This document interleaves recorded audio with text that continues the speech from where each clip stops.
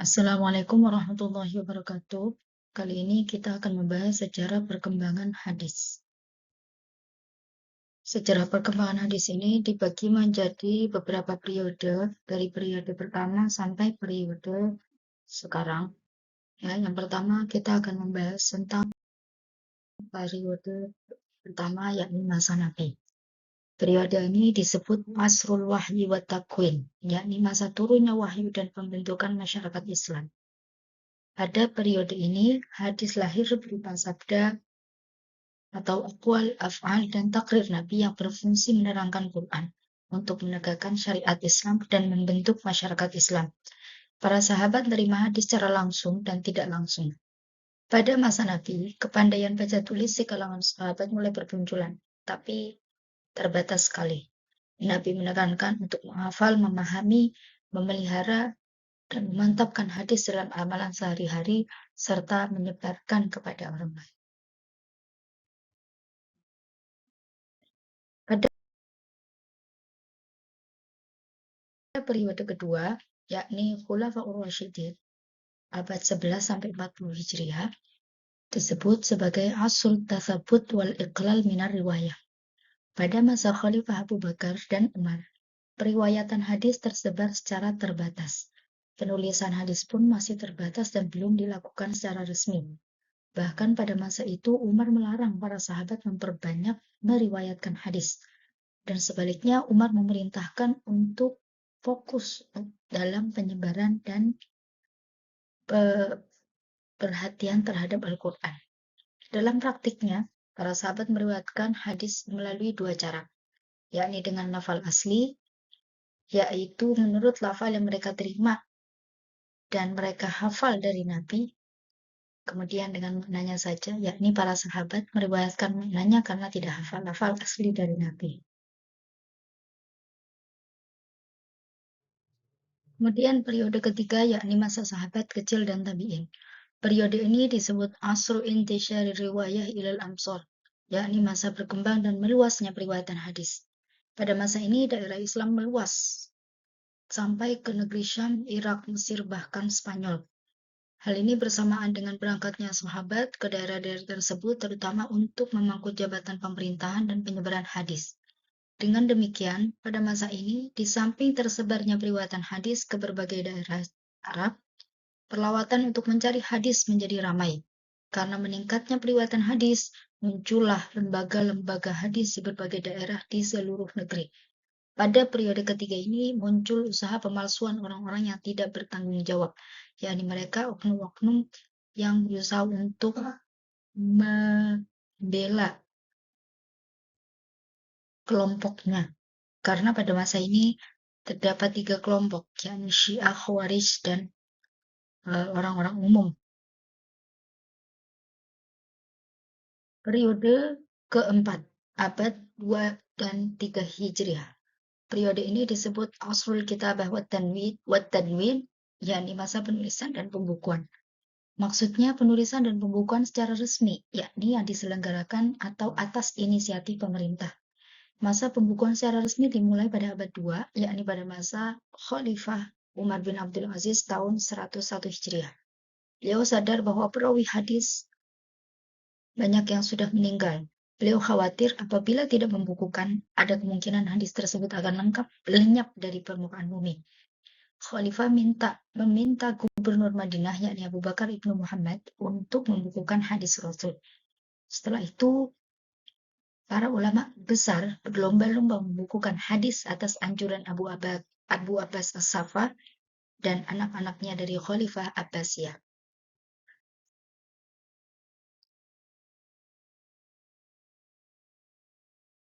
Periode kelima yakni masa mentasbihkan hadis dan penyusunan kaidah-kaidahnya. Abad ketiga Hijriah merupakan puncak usaha pembukuan hadis. Pada awalnya, ulama hanya mengumpulkan hadis yang ada di kota masing-masing. Hanya sebagian ulama yang pergi ke kota lain untuk mencari hadis. Keadaan ini diubah Bukhari. Beliaulah yang awal mula meluaskan ke daerah-daerah dikunjungi untuk mencari hadis. Beliau pergi ke Maru, Naisabur, Rai, Baghdad, dan kota lainnya. Para ulama mulanya menerima hadis dari para rawi lalu menulis dalam kitabnya. tanpa mengadakan syarat menerimanya dan tidak memperhatikan sahih dan tidaknya. Namun setelah terjadinya pemalsuan hadis, ulama mulai menyaring dan membedakan hadis-hadis yang sahih dari yang palsu dan yang lemah. Pekerjaan yang mulai ini kemudian diselenggarakan dengan sempurna oleh Imam Bukhari. Sesudah Imam Bukhari dan Muslim, muncullah imam-imam lain yang mengikuti jejak Bukhari dan Muslim, di antaranya Abu Dawud, At-Tirmidzi, dan An-Nasai. Yang mana mereka ini adalah pengarang kitab-kitab hadis terkenal. Itu Sahih Bukhari, Sahih Muslim, Sunan Abu Dawud, Sunan At-Tirmidzi, dan Sunan An-Nasai.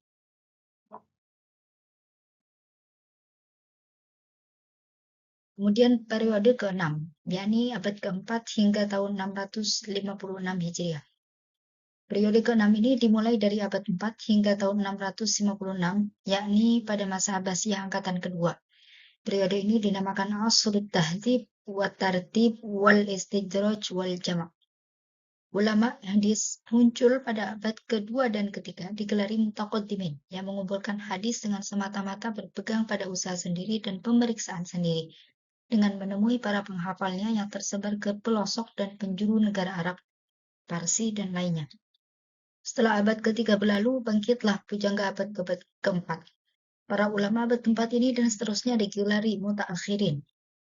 Kebanyakan hadis yang mereka kumpulkan adalah petikan atau nukilan dari kitab mutaqaddimin. Hanya sedikit yang dikumpulkan dari usaha mencari sendiri kepada para penghafalnya.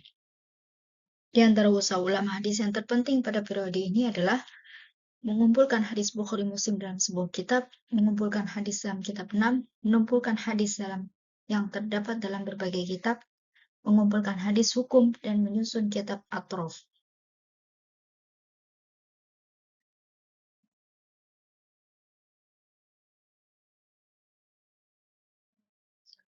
Dan yang terakhir adalah periode ke-7, yakni tahun 656 Hijriah sampai sekarang. Periode ini adalah masa setelah wafatnya Khalifah Abbasiyah yang ke-17, yakni Al-Mu'tasim, sampai sekarang. Periode ini dinamakan Ahdus Syarhi wal Jam'i wa Takhrij wal Bahthi, yaitu masa pensyarahan, penghimpunan, dan pentakhrijan dan pembahasan. Usaha yang dilakukan ulama pada masa ini adalah menerbitkan isi kitab hadis, menyaringnya, dan menyusun kitab 6 kitab takhrij, serta membuat kitab-kitab jami' yang umum. Samping itu, para ulama hadis pada periode ini mengumpulkan hadis yang terdapat dalam beberapa kitab dalam sebuah kitab tertentu. Di antaranya kitab Jam'ul Masanid was Sunan wal Al-Hadi di Aqwamis Sunan. Sebagaimana periode ke-6, periode ke-7 ini muncul ulama hadis yang menyusun kitab atrof. Di antaranya kitab Al-Maharah bi Atrofil Ashrah oleh Ibnu Hajar al-Asqalani, Atroful Musnad al-Mu'tali bi Atrofil Musnad al-Hambali oleh Ibnu Hajar, dan masih banyak lagi kitab atrof lainnya.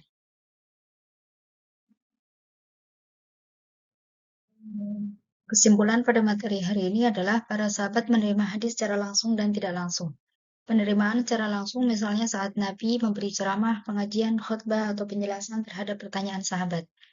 Para sahabat meriwayatkan hadis melalui dua cara, yakni dengan lafal asli menurut lafal yang mereka terima dari Nabi yang mereka hafal benar dari lafal dari Nabi, dan dengan maknanya saja, yakni para sahabat meriwayatkan maknanya karena tidak hafal lafal asli dari Nabi. Dan yang terakhir adalah pada masa pemerintahan Khalifah Umar bin Abdul Aziz, dimulailah upaya resmi kenegaraan untuk mengumpulkan dan membukukan hadis-hadis Rasulullah SAW. Demikian pembahasan materi mengenai sejarah perkembangan hadis. Semoga bermanfaat. Wassalamualaikum warahmatullahi wabarakatuh.